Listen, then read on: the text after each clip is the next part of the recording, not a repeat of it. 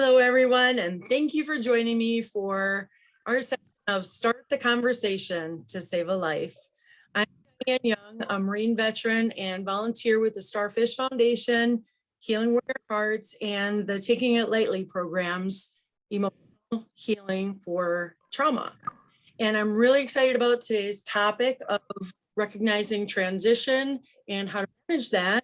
And I'm really excited to introduce the other ladies that are on the session with us today. So I will let Michelle introduce herself next. Hi, I'm Michelle Frost. I am an active volunteer and board member of the Starfish Foundation, a graduate of Taking It Lightly and Walking in the Light. And part of my major part of what I do with the Starfish Foundation is calling people to request testimonials for our great nonprofits website, as well as champion our newsletter and our social media, a lot of our social media posts. And so that is really the most rewarding thing that I've done in my life, is being a member of the Starfish Foundation and taking the classes and being able to volunteer. Thanks, Michelle. I'm Patricia Clason. I am the founder of most of the programs those folks have referenced, Healing Warrior Hearts, Taking It Lightly, etc. I've been in the field of emotional intelligence for over 40 years, doing corporate training and development, doing public workshops, doing weekend intensives, and generally speaking, helping people find safe and healthy ways to express their emotions so that they can have better relationships. And I'm really glad to be here today. Thanks. Thank you so much. I'm glad that you could join us too.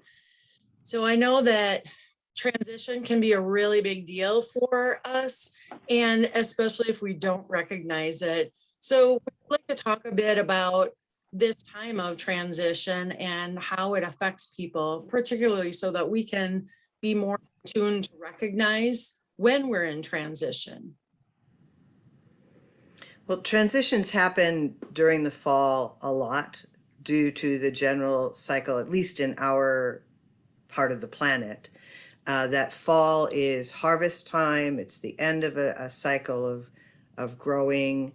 It is also the time when traditionally people are going back to school, because way back when kids were kept home from school for the harvest, and for the growing season, and working on farms when we were primarily an agricultural society. And so we still have that sort of deeply ingrained in our DNA that this is a time of year of transition where we start to slow down, we make some changes, we're looking at a time of hibernation and introspection. And we often don't stop to think about what it is that we're feeling. We just do it. We do it because it's what the culture does. We do it because Labor Day is the transition time. We have all kinds of signals out there that say that things are going to be different. School's starting. And it's also a time for the military community. It's a time when a lot of people will register or enroll in the military because their summer's over. They're done playing and having fun, and they're ready to now go on to their career. So we often don't recognize what's going on with us in the moment emotionally.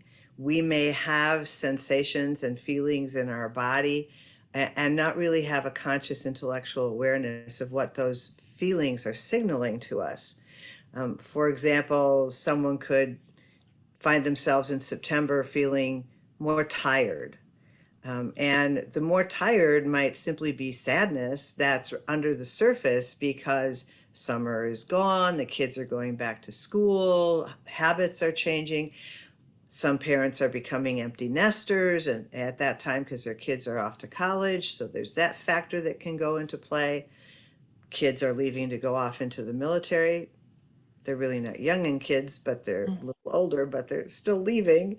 And so there's all these transitions going on, and so we feel tired, but don't necessarily identify that as a time of grieving. And so one of the important things to be doing is to pay attention to some of the physical sensations and to check in with oneself about what they might be telling you. We're not trained to think about our bodies that way, to think about it as, what is my body telling me? Nobody talks to us about that stuff in grade school, high school, or college classes. But our bodies, we are 90% physiology, which is our emotional responses and all the different chemical reactions connected to our emotions, and 10% psychology.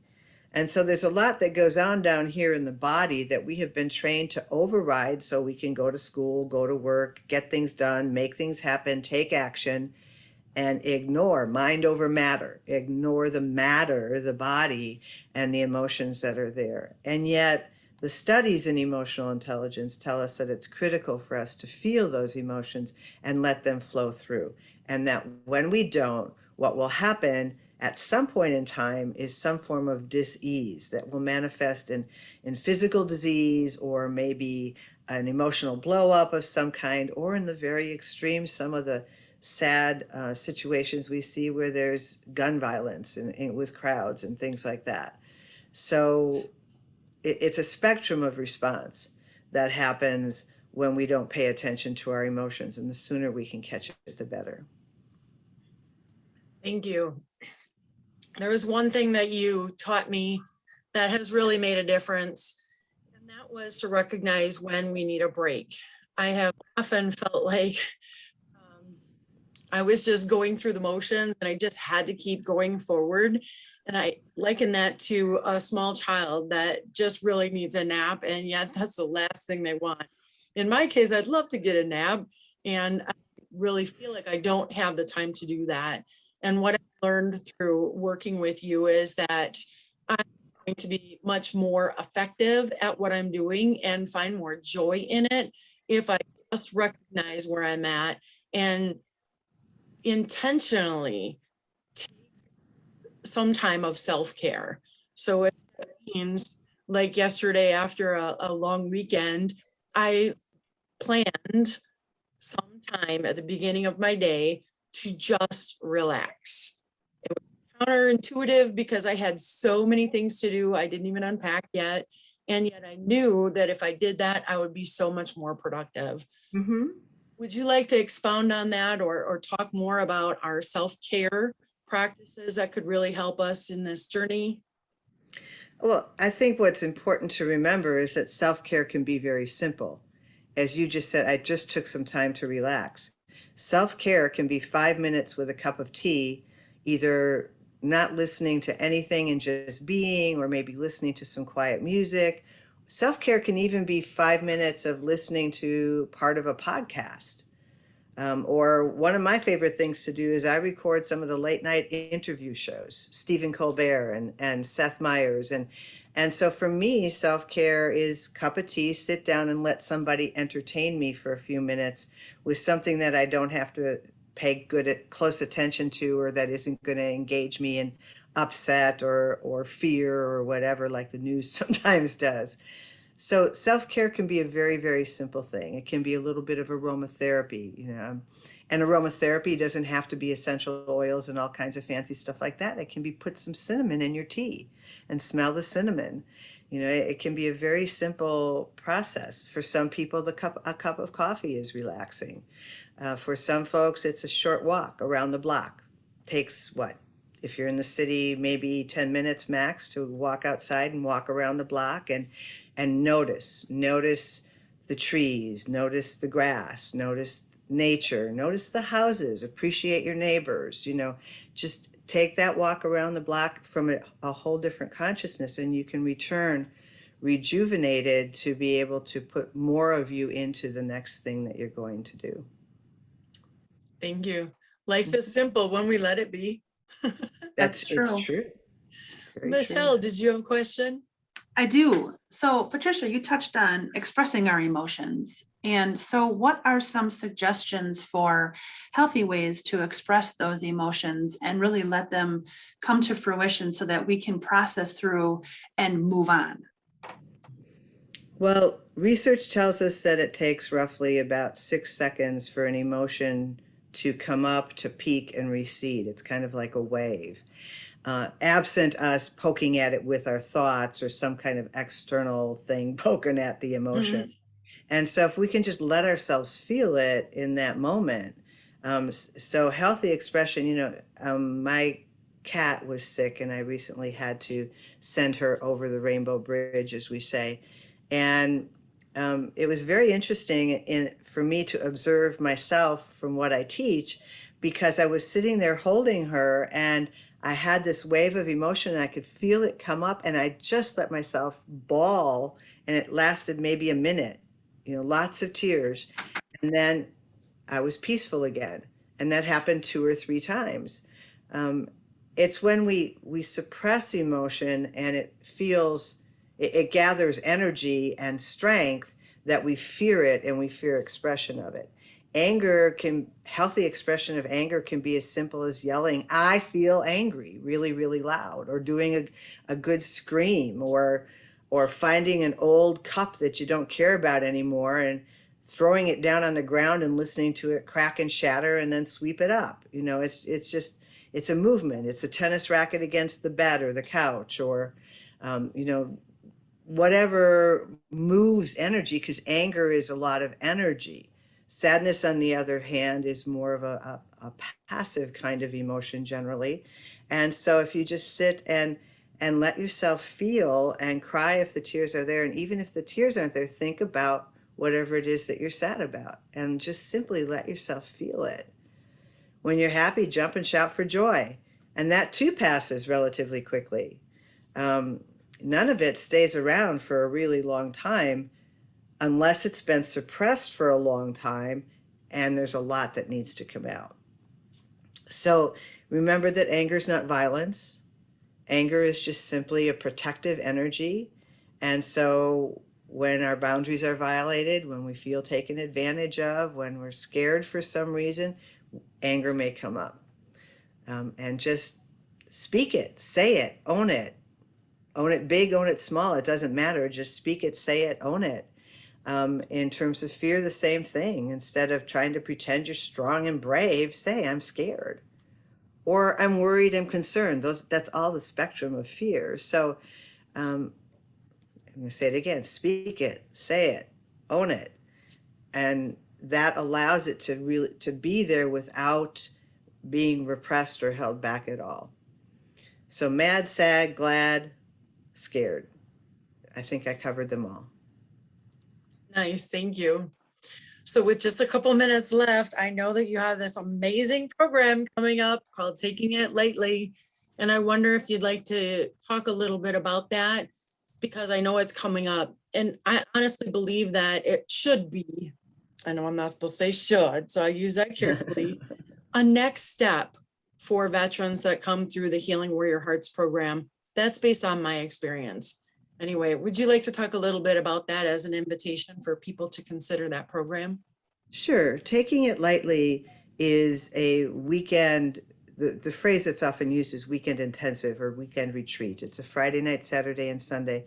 And the whole focus of it is to look at where you're feeling stuck and recognize what decisions and thoughts are keeping you stuck, and then expressing the emotion that's behind the stuck, because stuck is almost always about "I'm afraid to feel an emotion."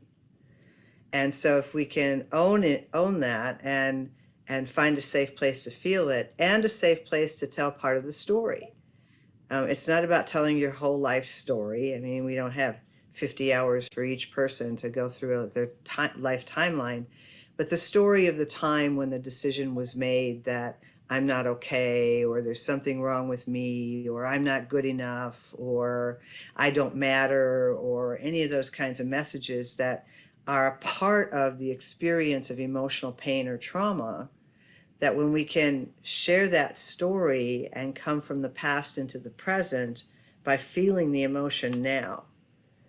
Because as I said, it's almost always about being stuck in life, financially, emotionally, relationship wise, health, weight, any kind of stuckness almost always has behind it an emotional component of something that's unfinished or unresolved and needs to be integrated. And telling the story and feeling the emotion helps a person to integrate that experience. And then from there, they can make new choices, make a new decision, and then begin to build a new belief system or a new thought process, however you want to identify that, but to set the stage for things to be new and different. So while taking it lightly oftentimes is working with people who have emotional trauma, it doesn't have to be actual trauma. It's just about being stuck and getting unstuck and doing it within a group of people. The thing about therapy is very valuable for lots and lots of people, and it's one-on-one. And group therapy, there's more people, but it's only an hour. This is 2.5 days in a group of people where you get to establish relationship and connection, feel the emotion, integrate the experience, and set new goals, and then be a part of a successful community of people who are building positive lives that they want to live and that they want to contribute to the world. And being a part of that community, you get ongoing support as well as ongoing celebration. And so it's really building the next stage of life. So anyone is welcome. I believe that anyone, even if they're not feeling stuck, could benefit from being a participant in a Taking It Lightly weekend because they have a chance to do some introspection, which is one of the things most people, as you said, Diane, we get busy, busy, busy, busy, busy, right? Most people don't take the time to do introspection. And yet it's a life well examined, that's a life worth living. Absolutely. Thank you. You're welcome. And it's also supported by volunteers. So anyone is welcome to reach out to us and consider volunteering too. We like to add them to our family. Yep. So thank you for helping us start the discussion about transition. And I hope that everyone will help us continue that discussion by staying active in our private Facebook group or the different pages that we're able to share this with. Michelle, did you have any final thoughts to send us off with? I just love how Taking It Lightly, being a part of that family and doing the Walking in the Light as a follow-up, and how much I've grown through it, and the introspection that Patricia hit on. It's so important that we take that time. And I think that for me, that resonated hugely for me, because introspection needs to be done for our self-care. And that's a huge step in that. And so it was a great reminder. So thank you for that, Patricia. I needed to hear that. Perfect timing. And I think there's many of us that do, especially when we're in transition in this month. And sometimes we're so busy with getting the kids off and doing these different things that introspection is, like you said, Diane, busy, busy, busy. We don't feel like we have the time to take for introspection, which the reminder needs to be there. Thank you. Thank you. And Patricia, any last parting thoughts? Just remember to let yourself feel and express your emotions in healthy ways on an ongoing basis, and you will find a whole lot more peace in your life. Guarantee it. Thank you. Thank you all, and have a great day. Stay connected. Well. Thank you. Bye, everyone. Thank you.